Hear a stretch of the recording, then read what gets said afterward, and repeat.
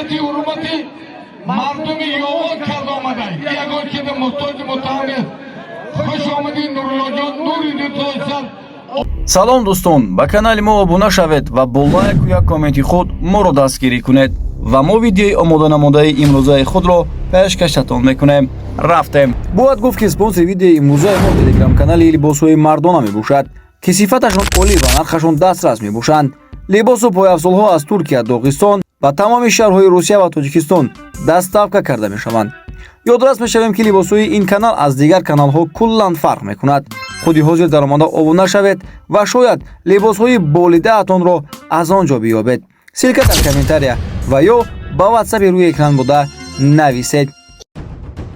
Лоиқ Раҷабов нишон дод чӣ гуна ба ҷанги нави худ омодагӣ дида истодааст.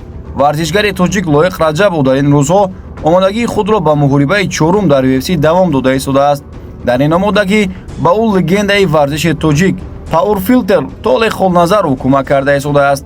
бояд қайд кард ки Лоиқ Раҷабов UFC 21 ва Трей Октен UFC 221 20 июн дар Вегас UFC 94 муҳориба мекунанд. Раҷабови 33 сола охирон муҳорибаашро дар моҳи март дар доираи мусобиқоти UFC Vegas 87 бар зидди Абдулкарим Алселвадӣ гузаронид, ки дар раунди сеюм ғолибиятро бо нокаути техникӣ ба даст овард. Лоиқ аввалин дебюти худро дар UFC соли 2023 пас аз як ҳафтаи муҳорибаи Нурло Алиев гузаронид. ӯ ин дебютро дар як муддати кӯтоҳ қабул кард. ин ҳам бошад як рӯз пас аз шартномаро бо ин ташкилот бастан, ӯ ин муҳорибаро бар зидди Эстебан Рибович гузаронида ӯро шикаст дод ва моҳи июн бошад бар зидди Матеуш Ребески баромад кард, ки аз ҷониби рақиб бо нокаути техникӣ шикаст хӯрд. ҳамин тавр дар муҳорибаи сеюм бар зидди Абдулкалим Алселвадӣ баромад кард, ки чӣ гунае дар боло гуфта гузаштем, ӯро шикаст дода дастболо шуд. Лоиқ Раҷабов яке аз беҳтарин ва пуртаҷрибатарин варзишгар дар Тоҷикистон ва Осиёи Миёна ба ҳисоб меравад. агар шумо низ розӣ бошед бо ин сухан, пас бо як лайки худ инро тасдиқ кунед. Нурулло Алиев варзишгари тоҷик аз пештара дида фаъолтар шуда истодааст. дирӯз дар яке аз мусобиқаҳои гӯштини миллӣ ҳамчун тамошобин дар ноҳияи Ёвон иштирок дошт, ки ӯро ба саҳна даъват карда аз аввалин варзишгари тоҷик дар UFC буданаш дарж карданд. Якумин шербачи тоҷики UFC контракт кардагани Нуриллоҷон аст. аллакай ин варзишгар тамринҳои худро оғоз кардааст ва пояш дар арафаи барқароршавист. ӯ аллакай аз пайи ба форм баргаштан аст.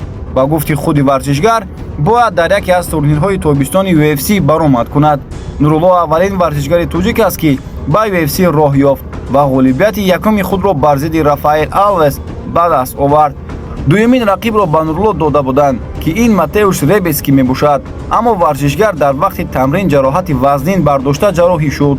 ҳоло ӯ дар арафаи барқароршавист, аммо ба мисли пешина барқарор пас аз чунин ҷароҳии вазнин душвор аст. аммо чуноне ки варзишгар гуфт, ҳамааш аз рӯи нақша аст, қадам ба қадам ба ҳадаф мерасад. мо бошем бозгашти уқоби тоҷикро интизор хоҳем шуду. бо шумо азизон дар ҳамин ҷо хайр хуш мекунем. хайр, то видеои навбатӣ шоду пирӯз бимонед.